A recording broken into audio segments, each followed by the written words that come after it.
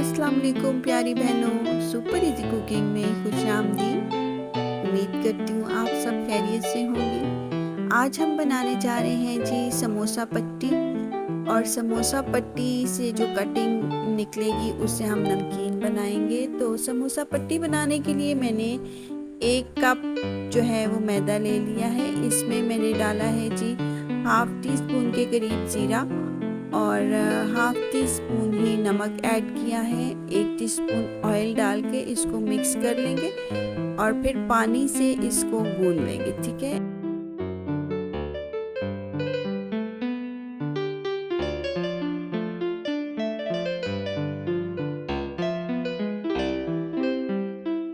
का डो बनाएंगे जो कि ना ज़्यादा नरम होगा और ना ज़्यादा सख्त होगा। तो इस तरह से आप समोसा पट्टी घर में बना के रख सकते हैं। स्प्रिंग रोल्स बनाने के लिए आपको ज़रूरत पड़ सकती है समोसा बनाने के लिए। और इससे जो कटिंग निकलेगी उससे हम जी नमकीन बना लेंगे। नमक पारे तो मैं उसको नहीं कह सकती, लेकिन ये है कि नमक पारे की ही फैमिली से मिलता जुलता ही कुछ हम बना लेंगे। ठीक है। तो ये देखिए, ये आटा अच्छे से गूंद गया है। इसको हमने बहुत अच्छे से जितना अच्छा आटा आप गूंदेंगे उतना ही अच्छा जो है वो आपका समोसा बनेगा, क्रिस्पी और जो खस्ता। आटा गूंद गया है। अब हाथों को थोड़ा सा ग्रीस कर लेंगे और आटे को जो है तो वो हम बोर्ड पे ले लेंगे और इसको एक दफ़ा फिर हल्का हल्का सा मल लेंगे। ठीक है। इसको बस ज़रा सा मलना है हमने ताकि हम इसके पेड़े जो हैं वो बना सकें। आप चाहें तो इसकी पूरी रोटी बेलकर इसको किसी भी गोल बर्तन की लेकर ना उससे इसकी कटिंग कर सकते हैं। इसकी रोटी आराम से आप बना लेंगे। ठीक है। लेकिन मैंने इसके जो पेड़े हैं वो बना लिए हैं। तो ये देखिए 4 पेड़े मैंने इसके बना लिए। 1 कप मैदे से 4 पेड़े बन गए हैं। और अब हम इसकी जो है ना इसको 1 मिनट 2 मिनट रेस्ट देकर तो हम इसकी रोटी बेल लेंगे। तो बस अब इसके साथ ही हम जो मैंने सबसे पहले पेड़ा बनाया था तो उसको 2 मिनट का रेस्ट मिल चुका है। तो हम पहले मैं उसको बेल लूँगी। ये देखिए, इसको हमने अच्छे से बेल लेना है। सारी चारों पेड़ों को हम पहले बेल लेंगे। इनकी हम रोटी बेल लेंगे मीडियम साइज की और इनको हम एक साइड पे रख लेंगे। फिर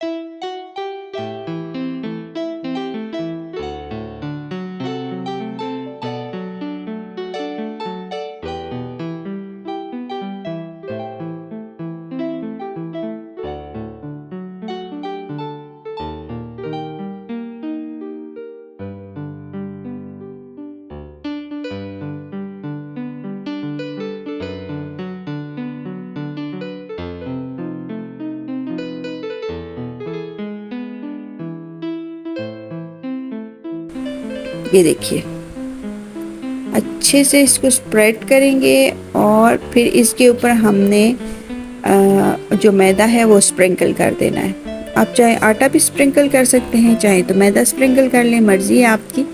ये देखिए, मतलब इसको आपने ग्रीस करके ऊपर से आटा स्प्रिंकल कर देना है।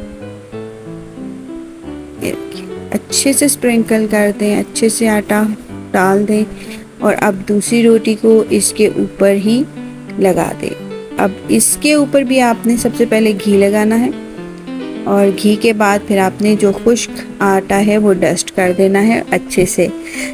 इसका फ़ायदा ये होगा कि जब ये बन के आएगी और हम इसको जब अलग करेंगे ना हर एक रोटी को, तो ये बड़े आराम से जो है अलग हो जाएगी, एक दूसरे से आराम से अलग हो जाएंगी।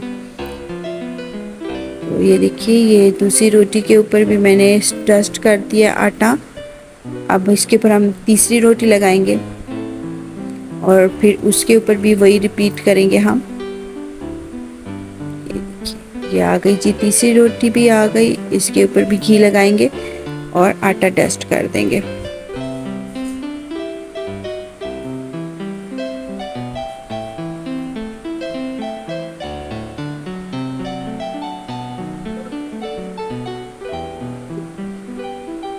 ये देखिए जी, इसके ऊपर भी आटा डस्ट कर दिया। अब इसके ऊपर हम चौथी और आखिरी रोटी लगाएंगे। ये लीजिए,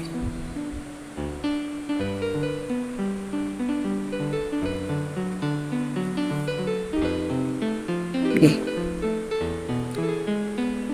ठीक है। और इसके ऊपर हमने ऑयल भी नहीं लगाना और आटा भी नहीं डस्ट करना, बस इसको हमने अब बेल लेना है। ठीक है, ये देखिए, इसके ऊपर खुश्का हम लगाएंगे, खुश्का आटा डस्ट करके इसको हम अच्छे से बेल लेंगे। इसकी काफ़ी बड़ी सी रोटी हम बना लेंगे। ठीक है, बड़ी सी रोटी हम इसकी बेल लेंगे। ये देखिए, अब काउंटर पे डिपेंड करता है कितना बड़ा काउंटर है। तो मेरे यहाँ जो ये चकला है ना बोर्ड, मैंने अकॉर्डिंग इसी के बेल ली है रोटी, क्योंकि ये काफ़ी बड़ा है। और तवा मैंने पहले से ही हल्का सा गर्म कर रखा है। इसके ऊपर अब हम ये रोटी डालेंगे। ये देखिए, ये रोटी आ गई जी तवे के ऊपर। और बस अब हमने इसको ज़्यादा नहीं पकाना, हमने बस इसको हल्का सा ही पकाना है। इसको बहुत हल्का सा हम पकाएंगे, इसको ज़्यादा नहीं पकाएंगे, मतलब इसको फुल नहीं पकाना हमने। ये अब देखिए, ये ज़रा सा 30 सेकंड के लिए ये एक साइड इसकी हो गई, तो फिर मैं इसको फ्लिप कर दूंगी। इसकी दूसरी साइड भी इसी तरह से 30 सेकंड के लिए मैं उसको भी ना बस पका लूँगी। ये देखिए, इसको पूरा नहीं पकाना। ये देखिए, ये देखिए, पूरा नहीं पकाएंगे हम, बस इसको इतना ही पकाना है हमने। इसको आपने ज़्यादा नहीं पकाना। ये देख लीजिए, बस यही पकाना है हमने, बस इतना। और हमने इसको उतार लिया है। और ये देखिए, अब गरम गरम को ही आपने इसकी लेयर्स को अलग कर देना है। बड़े आराम से इसकी लेयर्स अलग हो जाएंगी। जिस तरह हमने रोटी बनाई है ना, उस हिसाब से बड़ी जल्दी ही इसकी लेयर्स हट जाएंगी। ये देख लीजिए, ये देखिए,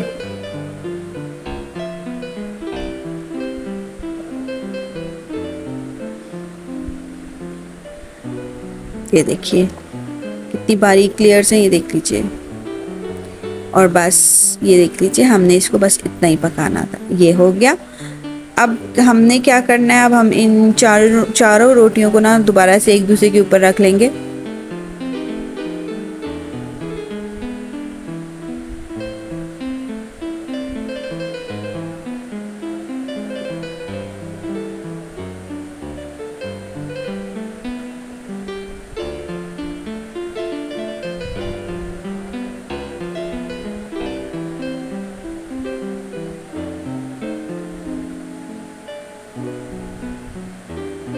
जी, और अब हमने ना कर लेनी है इसकी कटिंग। तो इसकी जो साइडें हैं ये हम निकाल देंगे।